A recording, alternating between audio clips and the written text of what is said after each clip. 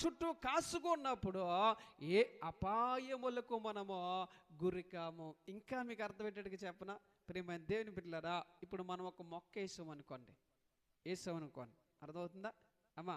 ఈ మొక్క వేసారు, ఈ మొక్క చుట్టూ ఏమయ్యాలి చెప్పండి చిన్న, ఏమయ్యాలి? మొక్క చుట్టూ దీనికి భద్రంగా ఏదోటి మనం కట్టాలి. నేను ఒక మొక్క వేసాను, మామూలుగా చెప్తాను ఉదాహరణకి.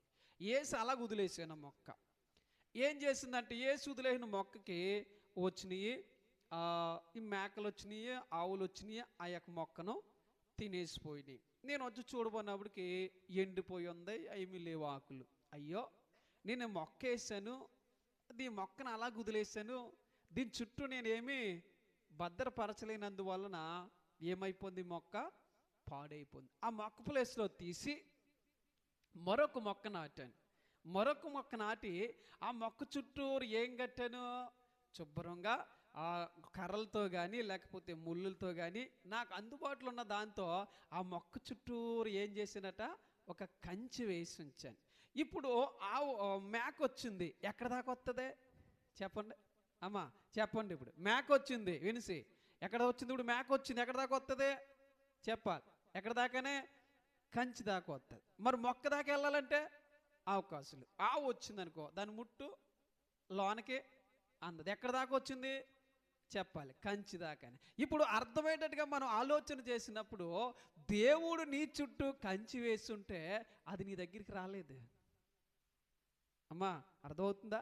దేవుడు నీ చుట్టూ కంచి వేస్తే నీ దగ్గరికి ఏది రాదు, నీ దరికి ఏది చేరదు. ఎందుకనంటే దేవుడు భద్రముగా నిన్ను కాచి ఉంచుతాడు. అందుకే దేవుడు ఏ కంచి వేసాడో తెలుసా? రక్షణ కంచి దేవుడు నీకేసాడు. రక్షణ కంచి దేవుడు నీకేసి ఎత్తైన పర్వతం వైపు దేవుడు నిన్ను నడిపింపజేస్తూ ఉన్నాడు. ఎత్తైన పర్వతం వైపు దేవుడు నిన్ను నడిపింపజేస్తున్నాడు. ప్రియ సహోదరుడా, ఈరోజు దిగులు పడద్దు, అధైర్యపడద్దు.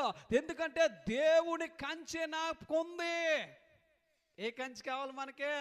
లోకాశలైన కంచి కాదు, లోక అలవాట్లైన కంచి కాదు, ఎత్తైన పర్వతం వైపు తీసుకెళ్తున్నాడట. ఇదిగో నేను ఎత్తైన ఒక పర్వతం ఎక్కాను, ఆ పర్వతం మీద నేను భద్రముగా ఉండగలుగుతాను. ఎందుకనంటే అక్కడ నాకు దేవుడు తోడుగా ఉన్నాడు. ఎవరున్నారట చెప్పండి? దేవుడు తోడుగా ఉన్నాడు. ఈరోజు ప్రేమైన దేవుని బిడ్డలారా, ఏ తోడు నీకు లేకపోయినా పర్లేదు, కానీ దేవుడు తోడు మాత్రమో ఎన్నటికీ విడిచిపెట్టొద్దండి. ఎందుకంటే దేవుడు వాక్యం మనకు సెలవిస్తుంది. ఆయన నిన్ను ఎప్పుడు చూసాడట? నీవు తల్లి గర్భములో పిండమువై రూపింపబడక ముందే నీ చుట్టూ దేవుడు ఏమేశాడో? ఒక కంచి వేసి ఉంచాడు. అర్థమవుతుందా? మరి శ్రమలేటండి అనొచ్చు, లేకపోతే ఇబ్బందులు ఏంటండి అనొచ్చు, లేకపోతే ఇవన్నీ ఈ తిరుగుబాట్లు ఏంటండి, ఎదురేకతలు ఏంటండి అనొచ్చు. అయితే దేవుడు వేసిన కంచి నువ్వు దాటేశావు. అర్థమవుతుందా మాట అమ్మా? మీకు ఎప్పుడైతే తిరుగుబాటు ఎదురుబాటు నీకు వచ్చిందంటే నువ్వేం చేసావు అంటే దేవుడు వేసిన కంచి దాటేశావు. కంచి దాటి వెళ్ళిపోతే ఏంటి ఉపయోగం? ఏమన్నా ఉంటుందంటారా? ఇంకా మీకు అర్థపడేట్టుగా చెప్పనా ప్రేమైన దేవుని పిల్లారా, ఇప్పుడు పరుగుడు పందెం వేస్తారు. వేసినప్పుడు ఎంతమంది పరిగెడతారా? ఎంతమంది అయినా ఉంటారా? ఈ లైన్గా ఉన్నప్పుడు పరిగెట్టుకుంటూ వెళ్తుంటారు. ఈ పరిగెట్టుకుంటూ వెళ్ళిన వాళ్ళు ఏం దాటాలి చెప్పండి చిన్న? ఏం దాటాలా? వాళ్ళు వేసిన గీత దాటి అవతలకి వెళ్తే ఏమవుతుంది? వాళ్ళకి దాటి గీత దాటకుండా యువతలు ఉంటే గుర్తింపు ఉంటుందా? ఎంత పరిగెడతారు వీళ్ళు కూడా, వాళ్ళతో పరిగెట్టరమ్మా. వీళ్ళు గెలవాలని పరిగెడతారు, లేక వీళ్ళు నేను కూడా ఆ ఫస్ట్ రావాలి సెకండ్ రావాలని పరిగెట్టుకుంటూ వెళ్తారు.